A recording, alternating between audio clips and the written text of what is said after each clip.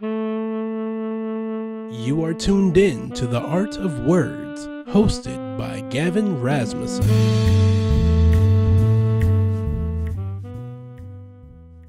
My name's Gavin Rasmussen, and you're joining us with The Art of Words. Today, again, we're going to continue our readings of Behind the Mask, 40 Quarantine Poems from Humboldt County, edited by David Holper and Anne Fricke.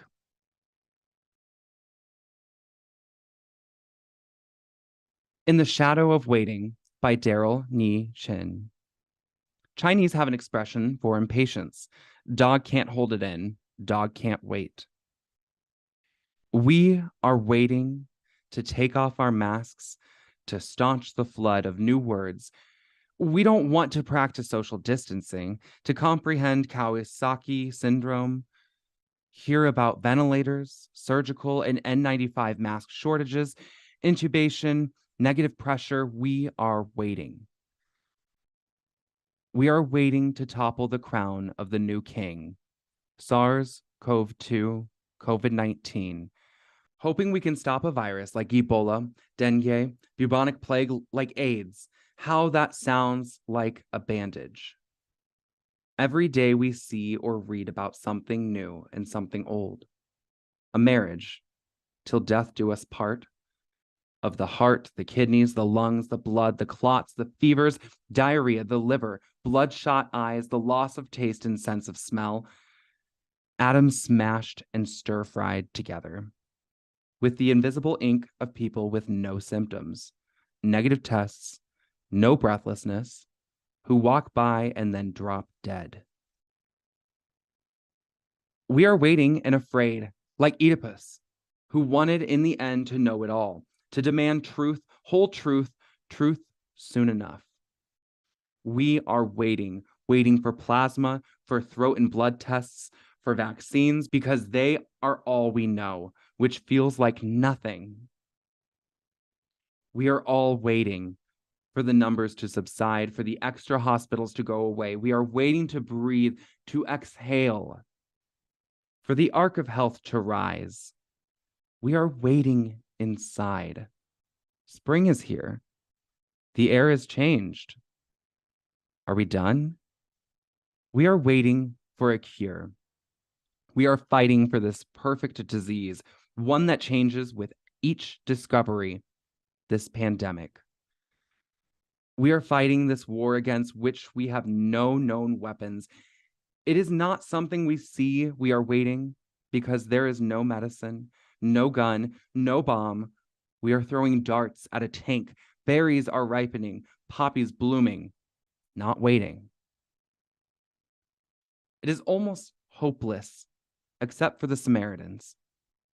The nurses, doctors, aides, cleaners, therapists, janitors, those who flew toward the infection, toward the unfair battle, dressed against the invisible, attending to the dying, staying with those who die alone. We are waiting for the morticians who took and stacked up the dead, making space where there was none.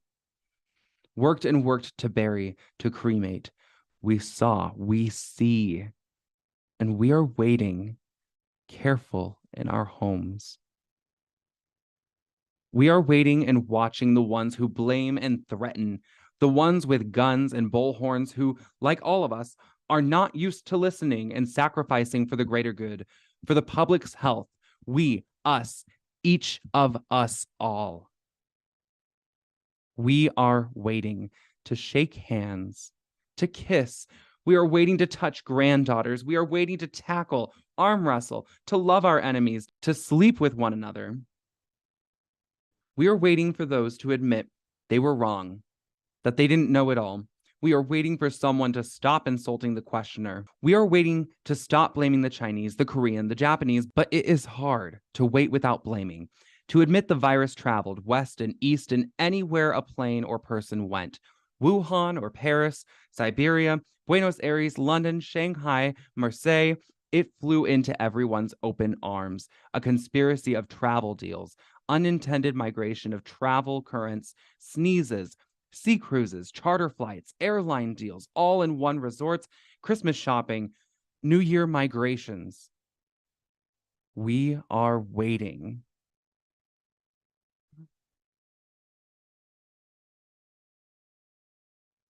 April 18th, 2020, by Therese Fitzmaurice. The fog is smothering the coastline, reaching into the valley over the first ridge.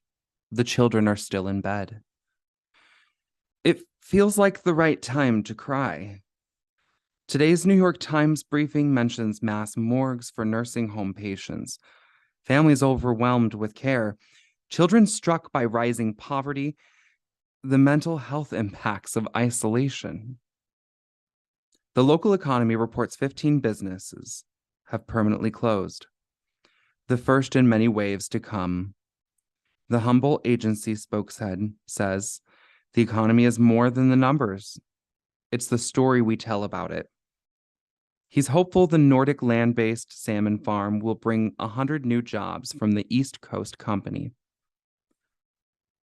I want more than anything to curl up in my father's lap like a child and cry. Let his strong hands rock away all my sorrow. He's asked us yesterday to cancel our summer flight to see them. There were years where I would have celebrated that freedom, released from the obligation of family. Now, I wonder when I will see them again. If my mother's fragile lungs will be spared. If my stepmother's radical stoic strength will keep her from one of the mass graves. My son is tired of me asking how he's doing. My daughter has begun to say she needs to see her people. I can no longer be the center of their orbit. Last night at dinner, they asked why we had gone to Jamaica. We told them stories about the 3 international trips we took before they were born. The reggae concert in Montego Bay, the cenotes and ancient Mayan ruins in Tulum, the stunning architecture in Rome. I wonder when we will travel again, beyond the small radius of our home. The fog is so thick today. We can no longer see the ocean from our second-story window. There is a candle lit on the altar. This morning I asked aloud for the spirits of the river and the earth, of the wise ancestors to help me, to heal me, so that I may be a presence of love through these gray and mysterious days. Thank you for joining us today in this episode of The Art of Words. Behind the Mask, 40 Quarantine Poems from Humboldt County is available online through the Humboldt State University Digital Archives. I'm your host, Gavin Rasmussen. And just a reminder, be sure to stay up to date on your COVID-19 vaccinations. This has been The Art of Words, hosted by Gavin Rasmussen. If you'd like to leave suggestions, email us at ewcfacts@gmail.com. That's ewcfacts@gmail.com. This has been an EWC Communication production.